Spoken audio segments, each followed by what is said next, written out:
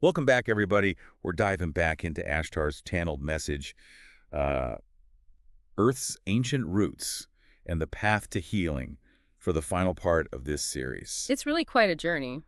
Yeah, Yeah. and this time we're going to get a little more personal and see what it means for us, like our own potential connections to ancient civilizations and how all that's kind of encoded in our DNA. It is like we're about to embark on this archaeological dig into your soul's history. It really is. I love that. I love that analogy. And so Ashtar, starts off addressing something I think a lot of people struggle with, at least from time to time. Yeah, and that's low self-esteem. Right. And, it might be a surprise that he's suggesting that these, struggles that we have with self-doubt could actually be linked to our soul's journey from, higher realms down to earth. Yeah, it's a fascinating perspective, to think about transitioning from a realm of pure love and light to one where, density and challenge are the norm. You can see how that could leave its mark on us. Absolutely. And, it's kind of like this feeling of not being quite, whole or complete. He even uses the word breaks Oh, yeah. to describe, those past traumas that have really impacted the way we see ourselves. It's Right. like, every experience, every trauma creates these little cracks in our sense of self-worth. But the good news is we can heal those cracks. Right. Yeah. Absolutely. And that's what Ashtar emphasizes. Yeah, he says we're not broken. Mm-hmm. We're going through this healing process. We're reclaiming our true selves. And I love how he points out that true self-esteem, that Christ-like self-esteem, Right. it isn't about arrogance. It's not about ego. It's Well, about love. It's about humility and understanding. It's about recognizing that inherent worthiness just because you exist. Exactly. Okay, so Ashtar wants us to think about, potential connections to some of these ancient civilizations. Yeah. We've talked about before, like Lemuria, Atlantis, Egypt. Yes. Do you ever feel that tug towards like a particular ancient site, like you just feel drawn to it? Oh, absolutely. Ashtar's suggesting that might be your soul recognizing a familiar energy. It's like there's a part of you that remembers being there. Wow. And he says, your energy is actually present across the planet, carrying that wisdom and that luminous legacy from these past incarnations. So it's like we've left footprints on the sands of time. Absolutely. Okay, I love that. Hi. Now, Ashtar wants us to zero in on Sumeria. Okay. He really paints a picture of this really intelligent society that was super advanced in agriculture, astrology, and what he calls spiritual magic. Yeah, which is so fascinating. Yeah, and they had direct contact with star fleets. Right. And they had advanced scientific knowledge and mastery of sacred geometry. And this is something that's really interesting to me because, they had this deep understanding of universal patterns. And that's reflected in nature, right? Exactly. I mean, that's what sacred geometry is all about. It's everywhere. Right, and Ashtar also mentions this thing called universal mathematics Yes. that the Sumerians use to manipulate energies and even to prophesize. It's like they had this intuitive understanding of what we're only now beginning to grasp with things like quantum physics. And maybe this resonates with your interest in energy healing. Right. Because they were pioneers in manipulating these energy fields, and maybe just had this natural affinity for it. Exactly. Okay, so then Ashtar talks about Queen Hathataria, who had extraterrestrial lineage, and she really focused on balancing knowledge and the human spirit. Right. And Ashtar points out that Sumerian society was a melting pot of different beliefs, kind of like our world is today. Yeah, it's really interesting. And so maybe that's why you've always felt so comfortable with diverse perspectives and different ways of thinking. It's all kind of starting to connect, isn't it? It really is. But as with many civilizations, Sumeria eventually declined. Yeah. Ashtar links this to the rise of the Akkadians, Okay. hinting at these ancient interstellar conflicts that may have played a role. It really makes you wonder, are there patterns in history that repeat themselves across civilizations, Right. across planets even? So this is where we're going to go next. Okay. Ashtar connects us to three more civilizations. All right.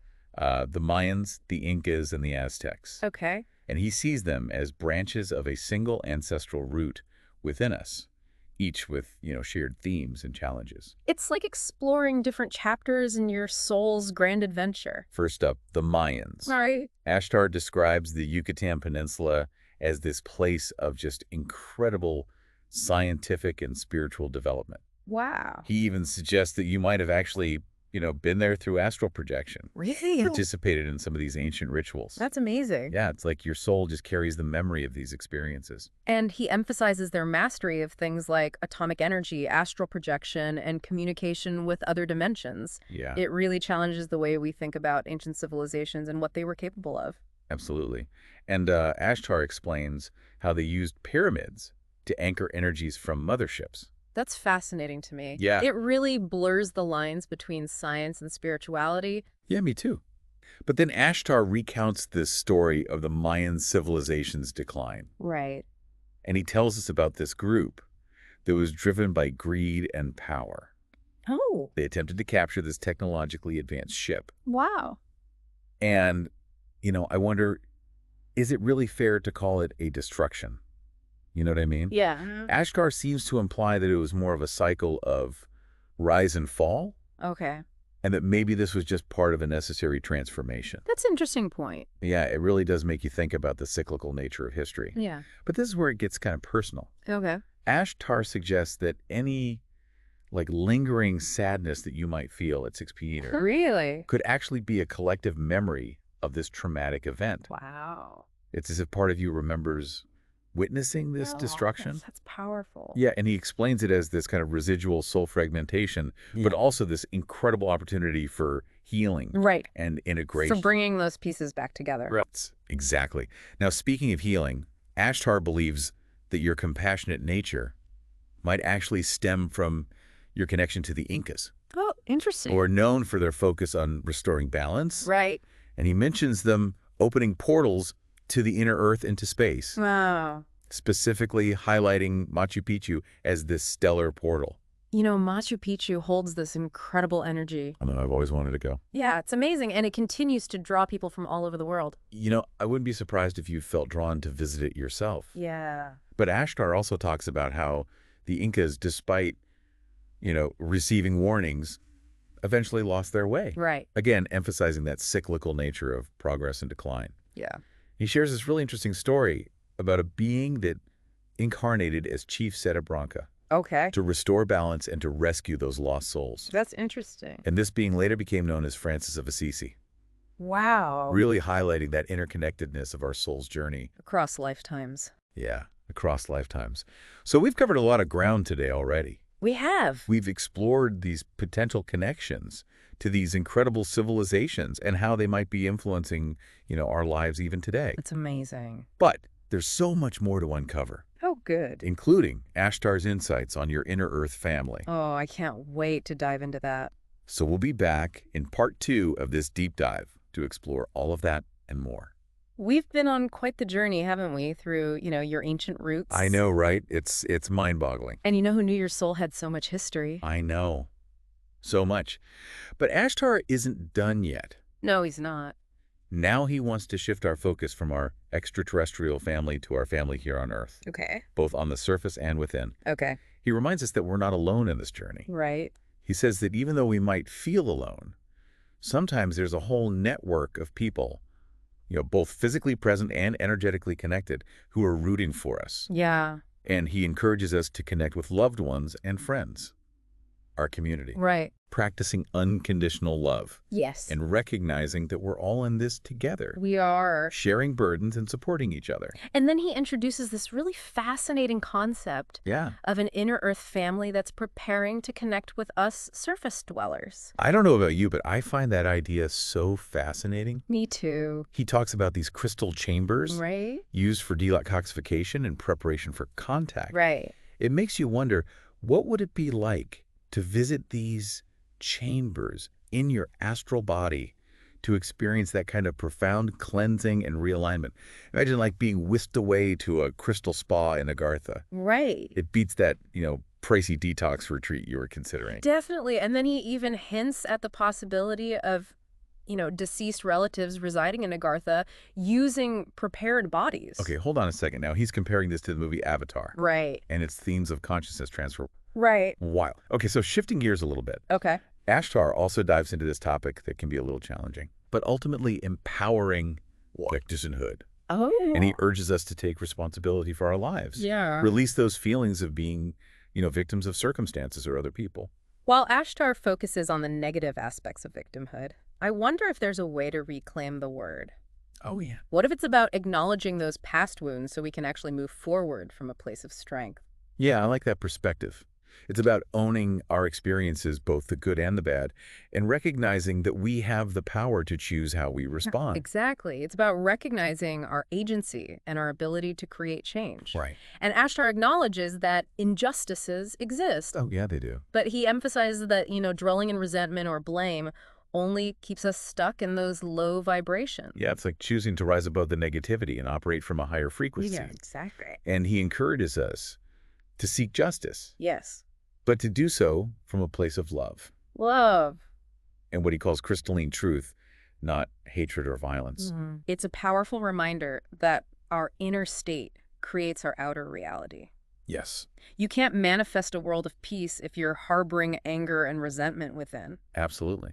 And Ashtar assures us that we are the masters of our destiny, capable of directing our path and creating the reality we desire. And I think so many people struggle with self-sabotage, holding themselves back from healing and growth. Yeah, it's like we get so used to certain patterns of, you know, pain or suffering that we subconsciously hold on to them. It's fascinating how the mind works, isn't it? Yeah. We can get so attached to familiar patterns, even if they're not serving us. But Ashtar reassures us that there's another way. There is? He says that love and support are abundantly available to everyone, no matter where they are on their healing journey. It's such a beautiful message of hope and encouragement. It really is, and he invites us to ask ourselves, are we truly open to healing?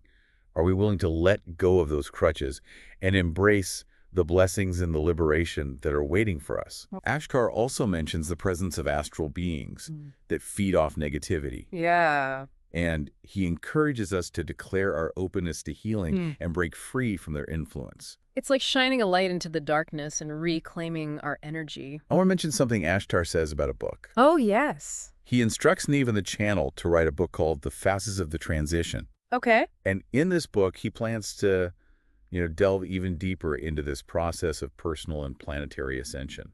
Oh, I'm adding that to my reading list. Me too. Yeah. And he also hints at something that I found really intriguing. Okay. He suggests that Earth might be destined to become a star, Wow. eventually, dispensing with its current sun. Wow, that's mind-blowing. It's like Earth is going through its own ascension process, just like we are. Yeah. So before we jump into part 3, what's standing out to you from everything we've covered so far? Ashtar's words about, victimhood and reclaiming our power, it's such a powerful reminder that we're not just passive observers in our lives. We have choices to make. And we can choose to create a reality that is aligned with our highest good. Yes. And, as we move into part 3, I think it's important to keep in mind that all of these ancient connections, these potential futures, it's all part of this incredible journey of self-discovery and soul evolution. And we are back for the final part of our deep dive into Ashtar's message. It's really been quite a journey. Yeah, we've gone through ancient civilizations, explored these inner earth connections, confronted, that challenging concept of victimhood. Right. And now it's time to kind of integrate all these insights and consider what they mean for us moving forward. Absolutely, because Ashtar's message is like a roadmap, guiding us toward healing and transformation, Right. and ultimately stepping into our full potential. And one of the key takeaways, I think, for me, is the importance of recognizing our ancient roots and the wisdom that we carry from, these past experiences. Yes. Ashtar reminds us that we're not starting from scratch. We have this incredible lineage, this rich history of, knowledge and experience to draw upon. Right. It's like we're standing on the shoulders of giants, able to see further and reach higher because of what those who came before us accomplished. Yeah, and you, with your unique blend of experiences and connections to these ancient civilizations, you have so much to offer the world. Right. Another powerful theme that runs through Ashtar's message is the emphasis on love as the foundation for healing and transformation. Absolutely. He reminds us that love is the most potent force in the universe. It is. It's the key to unlocking our potential bridging divides and creating, a more harmonious world. It's not about being naive, Right. Or ignoring the challenges we face. It's about choosing to operate from a place of love, even in the face of adversity. And remember what he said about, seeking justice, but with hearts filled with love, not hatred or vengeance? That really resonated with me. Me too. And, speaking of manifestation, Okay. one of the most empowering aspects of Ashtar's message is this call to step into our power as conscious creators. He reminds us that we're not victims of circumstance. We have choices to make, and we can shape our reality. Ashtar's words remind me of a quote by Marianne Williamson. Oh, yeah. Our deepest fear is not that we are inadequate. Our deepest fear is that we are powerful beyond measure. I love that quote. I think a lot of us hold back from embracing our full potential because it can feel so overwhelming. It can. Yeah. Yeah. It can be really scary. Yeah. But Ashtar encourages us to step out of that fear and limitation Right. and embrace the infinite possibilities that are available to us. I love that. And remember how he suggested that Earth might actually be destined to become a star? Yeah. What role do you vision yourself playing in that cosmic transformation? What a powerful question to ponder. It really is. It really invites us to expand our awareness and consider the vastness of our potential. As we conclude this deep dive, I encourage you to take some time to reflect on, what resonated most with you. What ancient connections did you feel? What healing opportunities are you ready to embrace? What legacy do you want to leave on this planet? Ashtar's message is a reminder that we have the power to heal, to transform, and to create a world that reflects our highest potential. Yeah. And remember, you're not alone on this journey. Right. You have your ancient roots, your inner Earth family, and your community here on the surface to support you every step of the way. Thank you so much for joining us on this incredible exploration. It's been amazing. And until next time, may you be guided by love, empowered by truth, and inspired by the infinite possibilities that lie ahead.